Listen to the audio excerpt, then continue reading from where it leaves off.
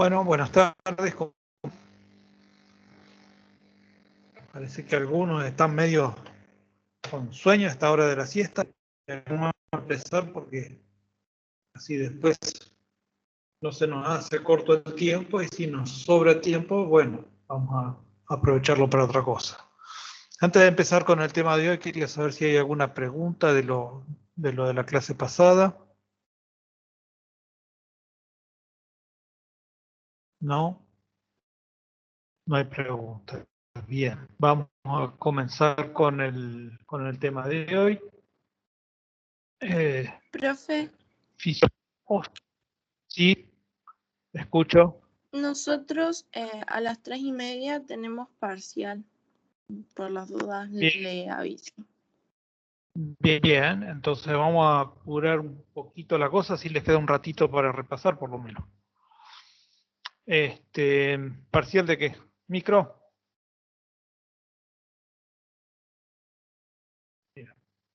Decía, hoy vamos a empezar con fisiología osteomuscular, especialmente la parte ósea, más que la muscular. Y la parte muscular veremos en las próximas, creo que las siguientes 2 clases. Toca esa parte. Encontré esta parte clínica que me gustó para empezar el tema. Dice, el índice de depósito de hueso es igual al índice de resorción de hueso en personas sanas sobre la Tierra. Con todo, en la microgravedad, es decir, cuando el hombre está en el espacio, donde no hay gravidez, no tenemos la atracción del terrestre, los astronautas han sufrido una pérdida lenta y progresiva de calcio desde los huesos de las piernas y la columna vertebral que cargan el peso. Razones que en la actualidad no se entienden, se pierden alrededor de 100 miligramos de calcio por día, lo que ha reducido la densidad mineral ósea hasta 20% en algunos astronautas que han estado varios meses en el espacio. Tengan en cuenta que tenemos un laboratorio circundando la Tierra. Hasta hace un tiempo estaba manejado en forma conjunta por Estados Unidos y la Unión Soviética. No sé si seguirá igual o si se agregó a la Unión Europea. Pero en ese lugar hay astronautas que van y están unos cuantos meses. Hubo uno que cuando llegó al laboratorio pertenecía a la Unión Soviética y cuando salió ya ya pertenecía a Rusia, no pertenecía más a la Unión Soviética. Así que para que tengan una idea, estuvo como 6 meses ahí arriba dando vueltas alrededor de la Tierra, trabajando obviamente, ¿no? Eso hizo que perdiera hasta un 20% de masa mineral ósea de los huesos, ¿no? Esta pérdida no puede contrastarse simplemente al dar calcio a los astronautas porque produciría una hipercalcemia, o sea, un aumento de calcio en el hueso, que puede causar cálculos renales y otros problemas más, como una sobrecalcificación de algunas estructuras que no debieran calcificarse. Las máquinas para hacer ejercicio que se han usado en el espacio han ayudado a evitar la pérdida de masa muscular, pero no así con la reabsorción ósea. Entonces, todos nosotros sabemos que nuestros huesos tienen calcio, pero además la concentración en el líquido extracelular o en plasma es de 9,4 miligramos por decilitro, lo que equivale aproximadamente a 2,4 milimoles por litro. Actúa el calcio en la contracción muscular, en la coagulación sanguínea, en la transmisión nerviosa y en la calcificación de huesos y dientes, como lo sabemos todos nosotros, ¿sí? Cuando falta el calcio, cambia la excitabilidad de las células como las neuronas y los músculos, ¿sí? Hipercalcemia, o sea, cuando aumenta la cantidad de calcio dentro de el líquido extracelular, produce una depresión progresiva del sistema nervioso. Es decir, que el sistema nervioso empieza a funcionar más lentamente. Y una hipocalcemia produce una excitación de ese sistema nervioso. Después vamos a ver cómo hay algunas cosas que se acomodan de otra forma, ¿no? El déficit puede provocar contracciones musculares espontáneas, espasmos, tetania, anomalías cardíacas, entre otras cosas, no es lo único.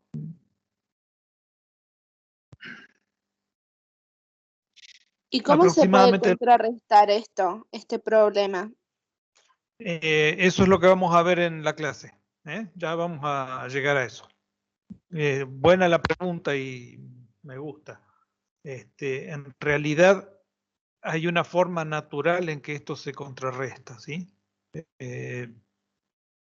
Todos estos problemas de contracciones musculares y demás se contrarrestan manteniendo el calcio en la proporción adecuada de 9,4 miligramos por decilitro.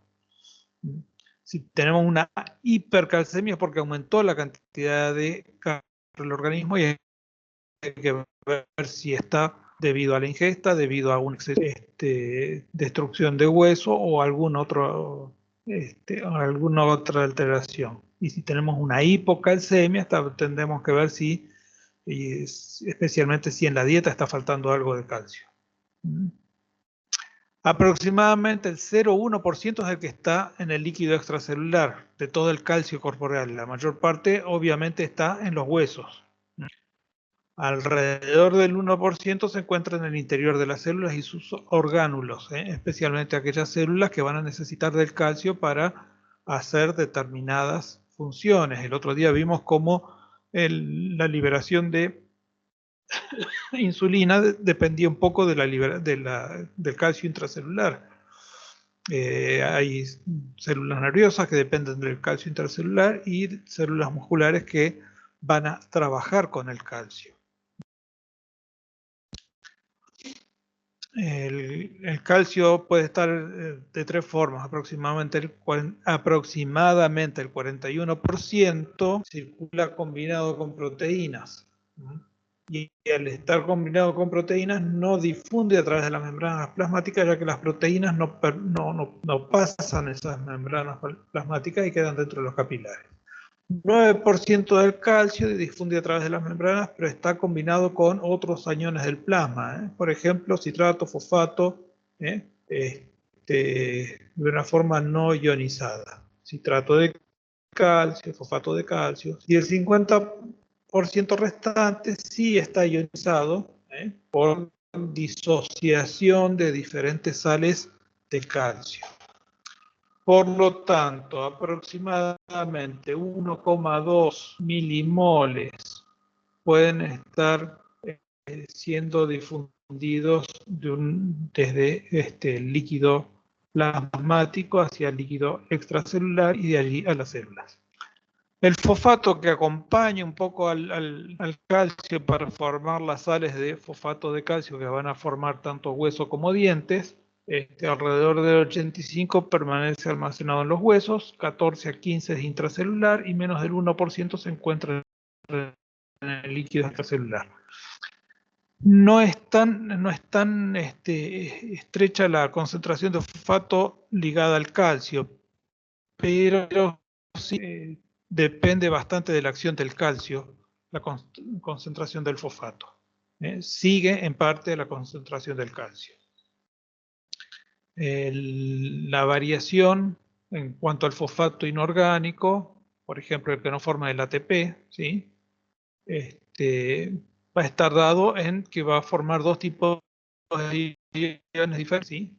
Dos tipos de iones fosfato diferentes, uno con una valencia doble y otro con una valencia simple, que le van a dar diferente capacidad de unirse a otras sustancias. Bien. Recién preguntaba Ailén, creo que era, ¿cómo regulamos esto? La primera forma de regular el calcio en el organismo es a través de la vitamina D. ¿Qué característica tiene la vitamina D? Bien, acá hay un esquemita donde tenemos el 7 de hidrocolesterol, que a través de la luz solar que incide en el epitelio de las personas, en vitamina D3 o provitamina D o simplemente D3. Esa vitamina D3 pasa a la sangre y en su paso por el hígado va a agregar un oxidrilo, que es el que está acá arriba a la derecha, en el hígado, y se pasa a formar la 25 hidroxivitamina D3 o 25 hidrocolecalciferol, también se la puede llamar. De ahí vuelve a la sangre y llega a los riñones, donde es convertida en el 1,25 dihidroxivitamina D3 o dihidrocolecalciferol, que es la vitamina D activa. Como dice más adelante, tiene 1000 veces más afinidad que las otras formas de vitamina D que mostrábamos antes.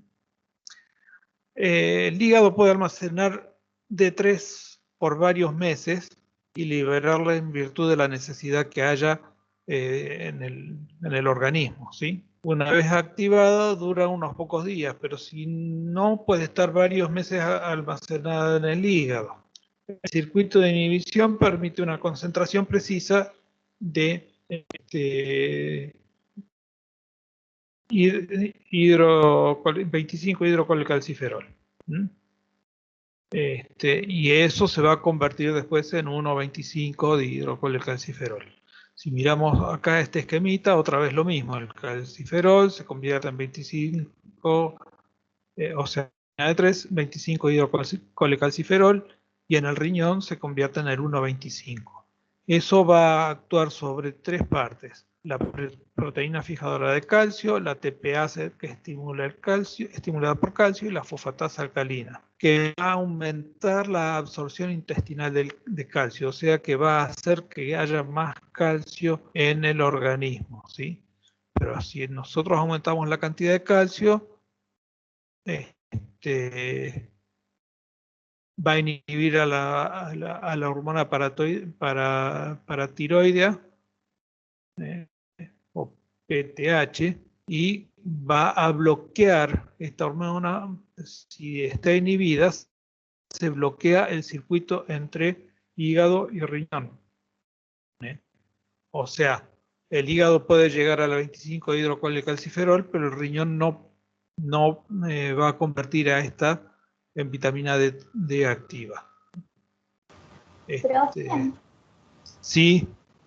Y en una persona que tiene deficiencia de vitamina D, ¿por qué pasa? La deficiencia de vitamina D se puede dar por dos problemas. Por un lado, la ingesta, que eso cubre entre un 10 y un 20% de las necesidades de vitamina D, es muy poco. Y por otro lado, el paso del colecalciferol a la vitamina D3 que se da por la radiación ultravioleta. Nosotros en estas latitudes en general no tenemos problemas, porque la cantidad de sol que en general saliendo cada tanto al aire libre es suficiente para convertir la vitamina D3 en la piel. Pero si nosotros vamos a lugares como Finlandia, por ejemplo, Finlandia destina un tiempo, por ejemplo, en la escuela para que los chicos tomen sol, o también destina parte de su presupuesto para comprar lámparas ultravioletas para que la gente pueda tener la conversión de vitamina D que necesita. ¿Por qué? Porque Finlandia tiene en algunas zonas noche de 6 meses y el día de 6 meses. Entonces, durante esos 6 meses de noche necesitan de alguna forma suplir esa falta de radiación ultravioleta. Pero generalmente en la mayor parte de las personas que tienen problema de falta de vitamina D es por la falta de radiación ultravioleta que viene con el sol en forma natural. La parte de la ingesta es menor lo que va a producir en cuanto a cantidad de vitamina D disponible. ¿Qué funciones cumple la vitamina D? Primero, tiene una acción que va a reabsorber, como dijimos hace un momento, tubo digestivo, el calcio, ¿sí? Y por otro lado, afectar el depósito del hueso y la reabsorción de hueso. ¿Por qué? Porque con las concentraciones suficientes puede depositar calcio y fosfato en el hueso, pero a la vez la vitamina D tiene la condición de favorecer la reabsorción ósea para ganar calcio en sangre. Es decir, La vitamina D lo primero que le preocupa, por decirlo de alguna forma, porque la vitamina D no piensa nada, ¿no? Pero lo primero la primera función es mantener la cantidad de calcio en sangre estable. Si cae por debajo de ciertos límites, va a apelar al tubo digestivo primero y al hueso después para mantener esos niveles de sangre en forma estable. Y en tercer lugar va a apelar al riñón, pero en forma indirecta. Ahora vamos a ver cómo trabaja en el riñón. Pero va a tratar de conseguir que dentro del plasma haya una cantidad, una proporción, una concentración ideal de calcio. Entonces, para poder realizar su acción de reabsorción ósea, va a promover la actividad en los osteoclastos, ¿sí? Ya lo vamos a ver un poquito más en detalle, pero en principio, por si no se acuerdan de histología, el osteoclasto es el que va a destruir el hueso y el osteoblasto es el que va a formar hueso. Se une un receptor de superficie que forma un complejo con el retinoide X, generando la transcripción de ADN, que en algunos casos puede frenar esa actividad, pero en general la estimula. ¿Por qué digo en algunos casos puede frenarla? Y porque va a depender, por un lado, del lugar, las necesidades, y por otro lado, de la cantidad de calcio, de la relación de calcio y fosfato, para que pueda formar nuevo hueso en ese lugar, no por el osteoclasto, sino por osteoblastos. Decíamos hace un rato, tienen 1000 veces más afinidad que las otras moléculas y tienen una acción paracrina en piel, mamas, colon, hay algunas células del sistema inmune que van a promover la diferenciación celular, pero inhibe la proliferación, ¿sí? En algún libro decía acción anticancerígena, pero promueve que las células sean más diferenciadas, pero no una proliferación a lo loco como sucede en las células cancerígenas. Las células cancerígenas tienden a ser indiferenciadas y de mucha proliferación. No sabemos hasta dónde esto va a actuar, esta vitamina D va a actuar para frenar los diferentes cánceres, pero tiene algún efecto similar, por lo menos. De hecho, no por eso vamos a tomar sol como locos, porque sabemos, ya está bastante difundido, que entre las 10 y las 2 de la tarde, el sol, especialmente en esta época que empieza ahora de mayor radiación, puede llegar a producir lesiones en la piel muy importantes que pueden ser de corto o de largo plazo, produciendo algún tipo de cáncer. En el intestino promueve la formación de calvindina, que fija el calcio que está en la luz intestinal. O sea, el calcio que está pasando junto con el bolo alimenticio, esta sustancia la fija, esta proteína la fija, se toma del calcio y la mete dentro de la célula, ¿sí? Lo mete el calcio dentro de la célula. Una vez que el calcio está dentro de la célula, a determinadas concentraciones va a estar más concentrado dentro de la célula que afuera, y por difusión facilitada, esto quiere decir que va a tener algo de gasto de energía, va a pasar ese calcio al plasma. La vitamina D produce un aumento de esta proteína que dura varias semanas. Son procesos relativamente lentos. No es que de repente subió el calcio, de repente bajó, no es cuestión de minutos, acá estamos hablando por lo menos de horas. Y en algunos casos, como dice acá, el aumento de calvindina puede durar varias semanas. La formación de una TPasa estimulada por el calcio en el borde de cepillo de las células epiteliales va a estar promovida por la vitamina D, y la formación de fosfatasa alcalina en las células epiteliales. Favorece indirectamente la absorción de fosfato. ¿Por qué? Porque junto con el calcio va a pasar el fosfato haciendo un equilibrio iónico adecuado para que no haya un desbalance eléctrico entre un lado y otro de la membrana. Vamos a pasar ahora a la paratormona. La paratormona es otra sustancia, en este caso una hormona, que va a favorecer el aumento de calcio en el plasma, ¿sí? Esta hormona se forma en la glándula paratiroides, que está a los costados de la tiroides, a los costados y atrás de la tiroides. Su síntesis inicial tiene 110 aminoácidos, después pierde 20, que quedan 90, después pierde 8 más, quedando con 84 aminoácidos, que en pocos minutos se excreta con orina. Esta sí dura menos tiempo que las sustancias anteriores con la vitamina D y los productos intermedios. Ahora, si bien estos 84 aminoácidos se excretan rápidamente, quedan fragmentos de la hormona de 34 aminoácidos aproximadamente, y algunos un poco más grandes, que continúan activas por varias horas. Y aparentemente estos fragmentos de la hormona son los que le van a dar un poquito más de acción a la hormona completa. ¿Qué hace la PTH o paratormona?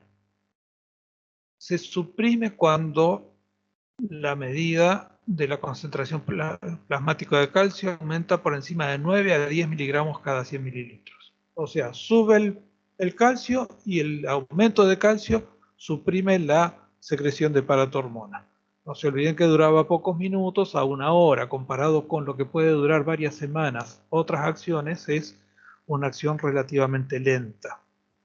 Provoca reabsorción de calcio y fosfato óseos. ¿Por qué? Porque va a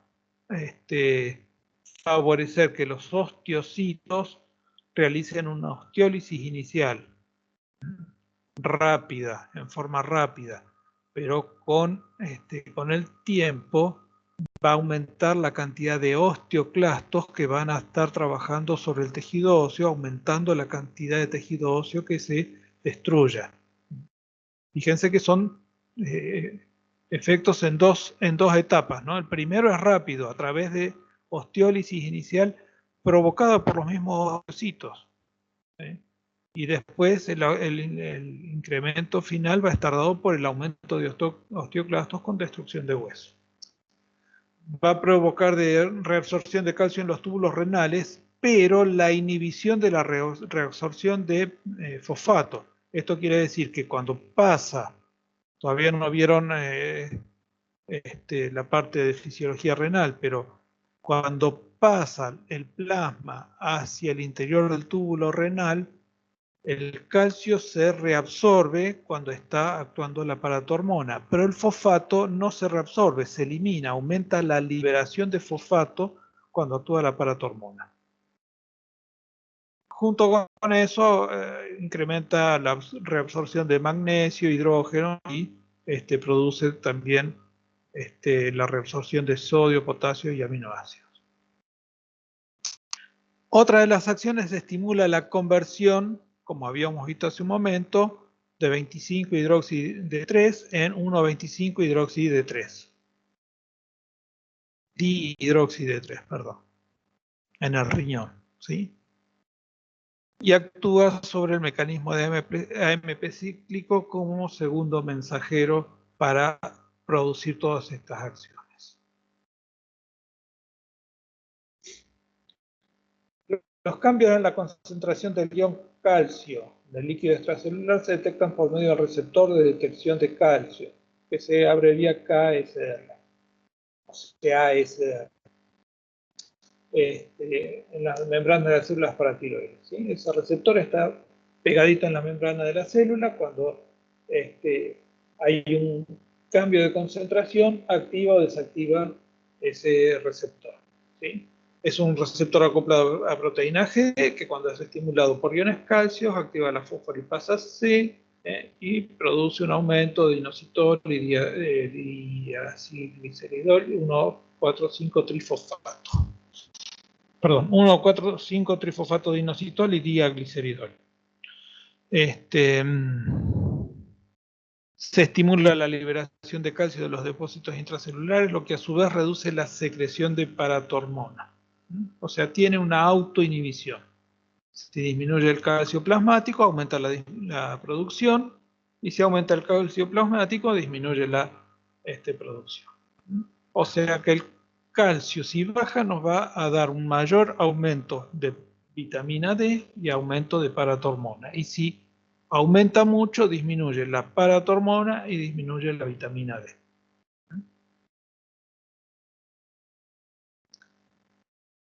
La tercera sustancia, hormona podríamos decir, porque la vitamina D actúa como una hormona en este caso, es la calcitonina. La calcitonina está producida en la tiroides, en las células parafoliculares o células C, son unas células más escasas que las otras, con menor acción, o sea, menor producción de hormonas, pero que son importantes. Tiene 32 aminoácidos en forma final y definitiva, y la acción de la calcitonina tiende a reducir las concentraciones plasmáticas de calcio, baja las concentraciones de calcio, o sea, cuando sube mucho el calcio se libera calcitonina, en lugar de que cuando baja se libere vitamina D y paratormona. Cuando sube el calcio se libera calcitonina.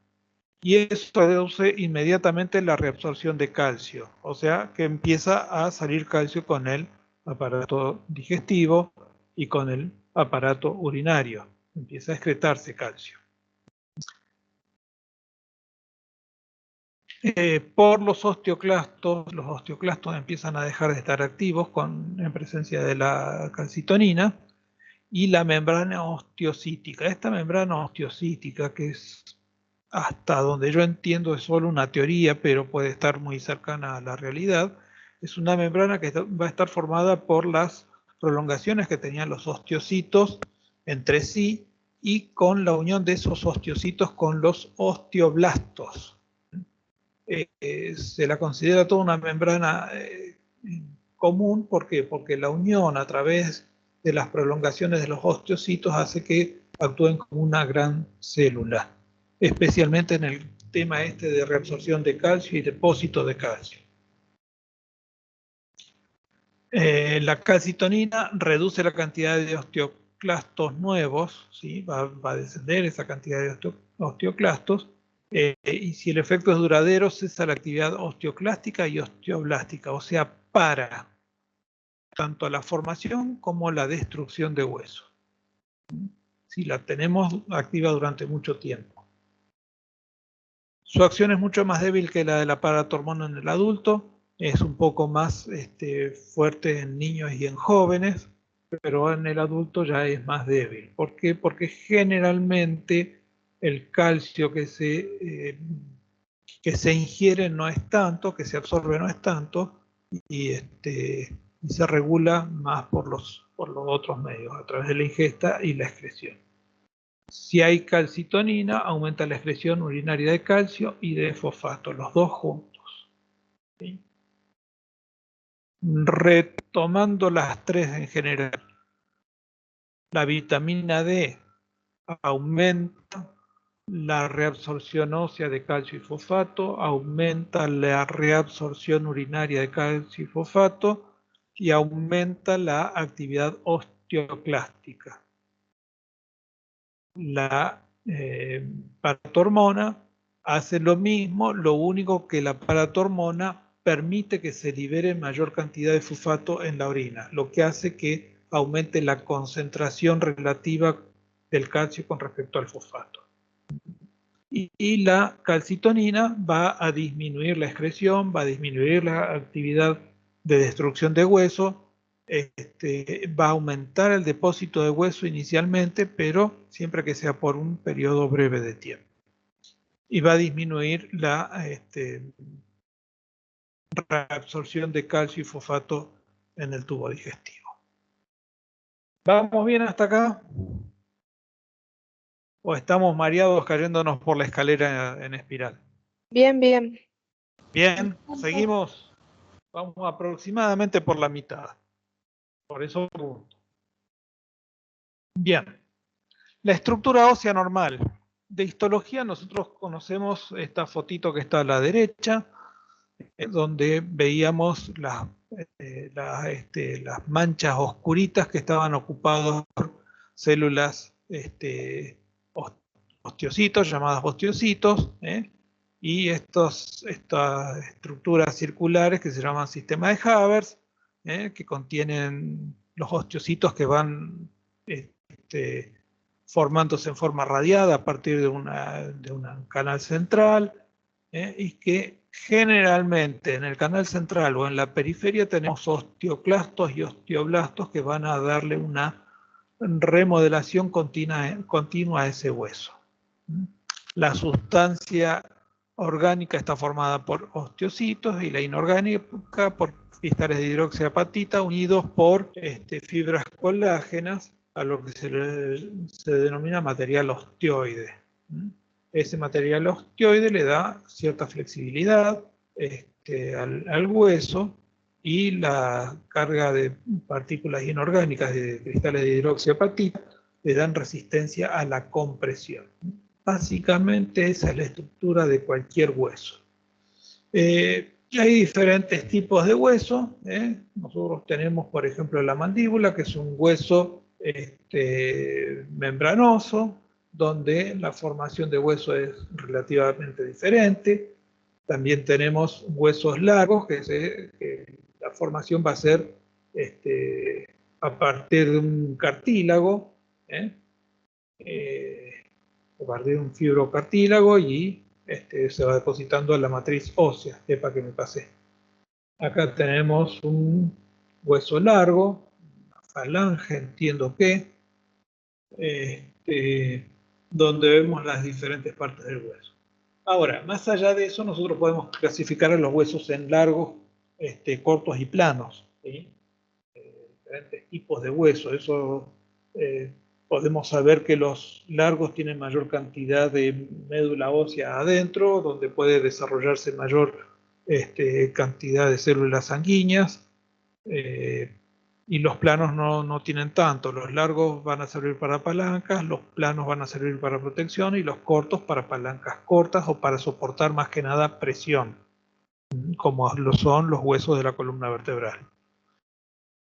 Y de ahí la estructura que sea diferente. Tienen en general todos los huesos una superficie de hueso compacto, más densa, como se puede ver aquí en la foto, del borde del hueso largo, y hacia adentro tienen una estructura más esponjosa, donde podemos contar con mayor cantidad de actividad de células hematopoyéticas. Bien, la otra diferencia entre hueso la podemos ver especialmente en mujeres después de los 45 a 55 años de edad, o en hombres de poca actividad, o en jóvenes de poca actividad física. Hoy en día, con todo este tema de la pandemia y las horas que pasamos frente a la computadora, nosotros tendemos a formar un hueso como este de la derecha, que tiene osteoporosis. ¿Por qué? Por la falta de actividad y por la falta de estímulo y la falta de aporte de calcio en la dieta, y la absorción de calcio en la dieta. Esto tiene que ver con la concentración, o con la actividad, mejor dicho, de tanto la testosterona como los estrógenos, que son necesarios para mantener ese calcio en forma óptima. A la izquierda vemos una fotografía de un hueso normal, una microfotografía electrónica de un hueso normal, y a la derecha vemos un hueso que sufrió osteoporosis, que fue perdiendo calcio. Hoy en día se sabe que esto se puede empezar a evitar a los 20 años. A los 20 años, para que al llegar a los 50, 55, no pase esto. Por eso hablamos de que el ejercicio es necesario, no solo para ahora, para tener buenos músculos y demás, sino para que este problema no llegue con el tiempo. Bien. Los osteoblastos y los osteoclastos son las células diferenciadas especialistas en cambiar el hueso. Se sabe que el hueso, a pesar de que no lo parece, es un tejido vivo que tiene acción continua y es de nuestro interés especial esa acción continua. Y enseguida, en un ratito, vamos a ver por qué. Creo que es la siguiente diapositiva que nos da la pauta de por qué nos interesa tanto esto. El hueso está en continuo proceso de remodelación. Se cree que alrededor de 6 meses, todo el calcio que formaba el hueso fue recambiado, fue removido.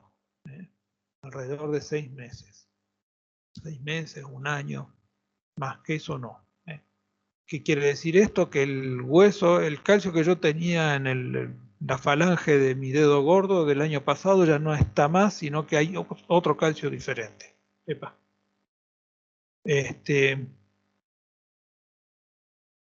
Más allá de los procesos que vimos recién, hormonales, que van a equilibrar el calcio plasmático. ¿Sí?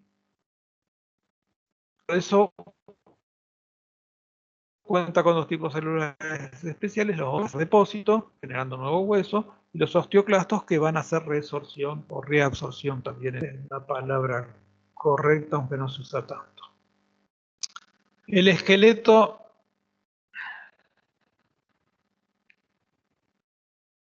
o medio de palanca, sino que forman los cristales de hidroxiapatita.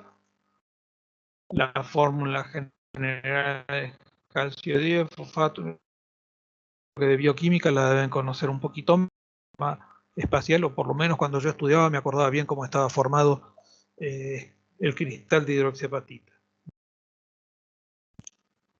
Técnicamente lo podemos llamar fosfato de calcio a secas, y va a formar unas planchas de aproximadamente 400 micrones de largo, de 100 a 200 micrones de ancho y alrededor de 10 a 20 de alto, que son unas laminitas bastante alargadas, y que entre medio de una lámina y otra vamos a tener una matriz orgánica formada por colágeno, y ese colágeno es lo que decíamos hace un rato, le va a dar cierta flexibilidad.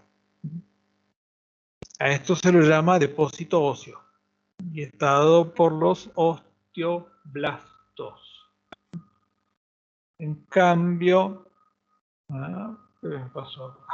Bueno, en cambio, la reabsorción está dada por los osteoclastos. Acá tenemos osteoclastos en la microfotografía y acá tenemos el ejemplo de cómo trabaja un osteoclasto, ¿sí? Liberando una enzima que va a producir la digestión de la parte orgánica, liberando hidrógeno a través de una bomba de hidrógeno ATPasa que va a disolver por un descenso de pequeña, muy localizada, va a descender ese pH y hace que el cristal de hidroxiapatita se disuelva, separándose por un lado el calcio y por otro lado el fosfato. Acá está explicado más o menos cómo es eso. El osteoclasto debe secretar productos que disuelvan el fosfato de calcio y digieran las proteínas de la matriz ósea. Bueno, y acá está un poco la opción de alrededor de 4,5, el pH 4,5, puede neutralizarse a través de la liberación de cloro, de hidrógeno, y ir formando diferentes sales y iones que mantengan estable la parte electroquímica a nivel de hueso. No pasa así con el diente, donde actúan, por ejemplo, el diente erupcionado, donde actúan los microorganismos, lactobacilos y el Streptococcus mutas, que van a provocar un descenso del pH que va a hacer que la hidroxiapatita del diente se descomponga. Para descomponer la parte orgánica, proteínica, osteoide, también llamada, se libera una sustancia llamada catepsina K, que la liberan los mismos osteoclastos, y eso hace que se vaya disolviendo la parte orgánica, digiriendo, podríamos decir. Volvemos a los osteoblastos. Van a generar un material osteoide y sobre ese material osteoide se va a ir depositando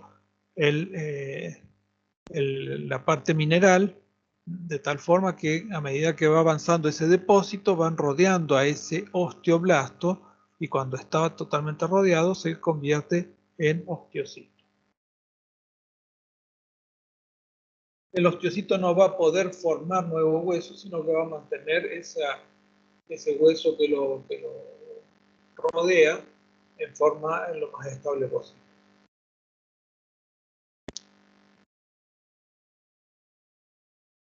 Bien, la cantidad de osteoclastos que se van a formar están mediados por un receptor de superficie que se llama RANK, receptor activador de NF-κB. Receptor activador de NF-κB. Que se une a un ligando y forman lo que se llama RANKL. Estimula el desarrollo de los osteoclastos y la activación de esos osteoclastos.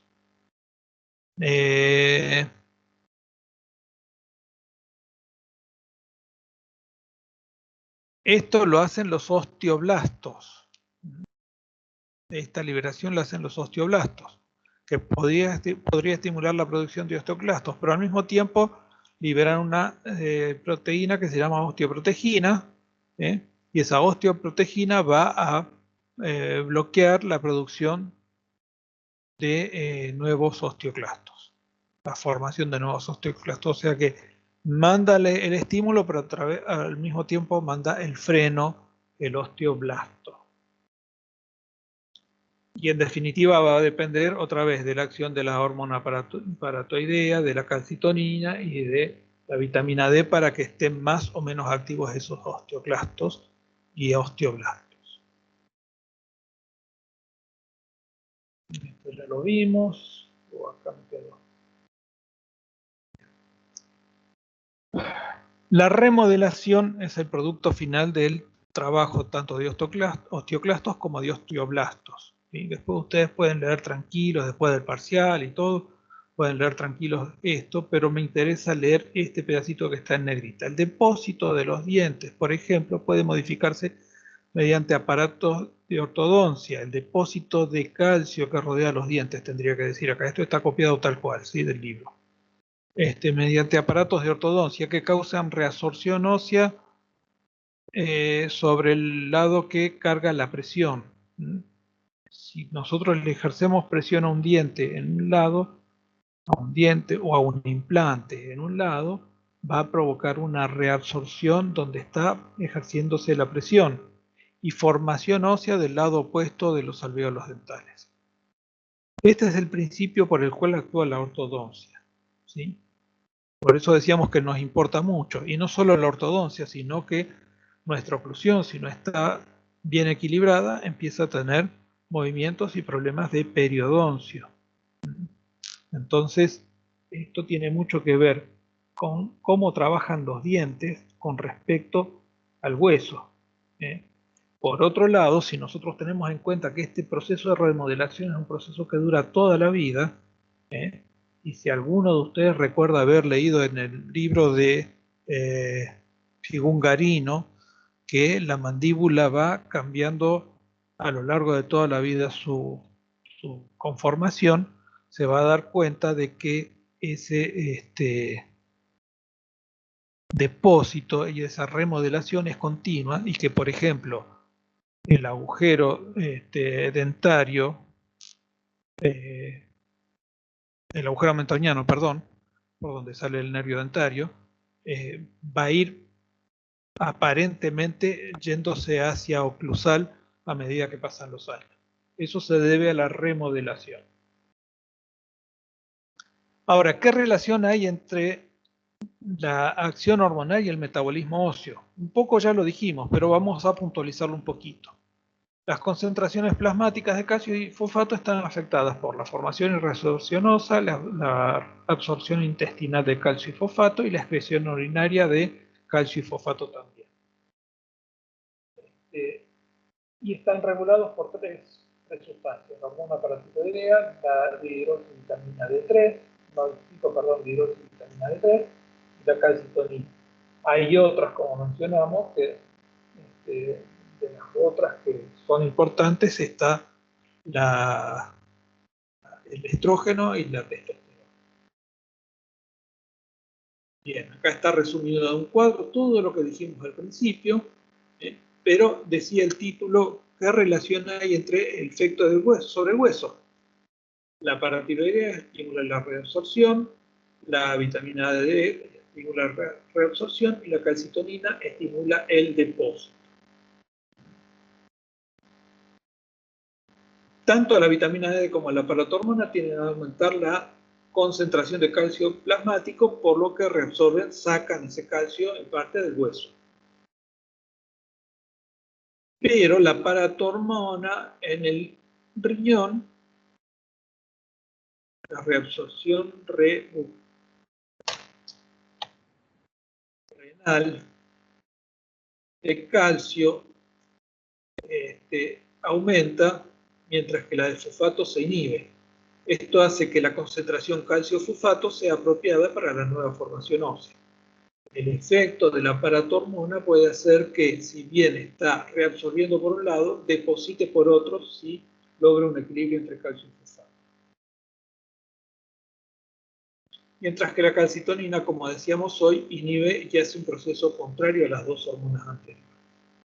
Entonces, cuando aumenta el calcio plasmático, actúa la vitamina D, la calcitonina, y cuando disminuye el calcio plasmático, actúan la paratormona y la vitamina D. Acá tenemos señalado en este esquema de cómo va todo el calcio en el plasma, la reabsorción de calcio en el hueso. Bien. Hay una función amortiguadora del calcio, dice acá la primera línea de defensa. Esto estaba en el libro de Guyton. Van a tratar de mantener el calcio estable a través de lo que mencionábamos recién, que era la amortiguación del calcio a través de sacarlo tanto del hueso como de reabsorberlo del intestino o de los riñones. ¿Sí? El gran depósito de calcio del organismo son los huesos, y sacarle un poquitito para ese 1% o 2% que puede estar formando el líquido extracelular y el líquido intracelular es muy poco en comparación del total. Por otro lado, esa función amortiguadora va a pasar por la parte sanguínea, y en aproximadamente 70 minutos va a pasar todo el calcio que está circulando por un solo capilar. La segunda línea para mantener ese calcio en forma estable es la acción hormonal. La primera es el equilibrio de osteoclastos y osteoblastos, y la segunda es el control hormonal. Bien, ¿hay alguna pregunta que quieran hacer sobre esto? Y si no, nos vamos patinando tranquilitos para descansar un rato antes del parcial que viene a continuación. ¿Preguntas? No, profe. ¿No? Bien. Entonces, si me esperan un momentito.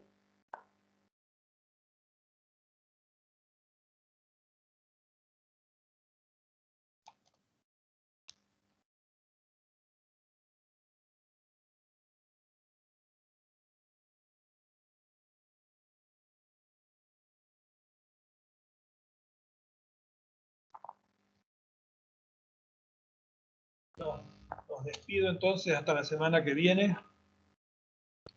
Y que les vaya bien el examen. Hasta la próxima semana.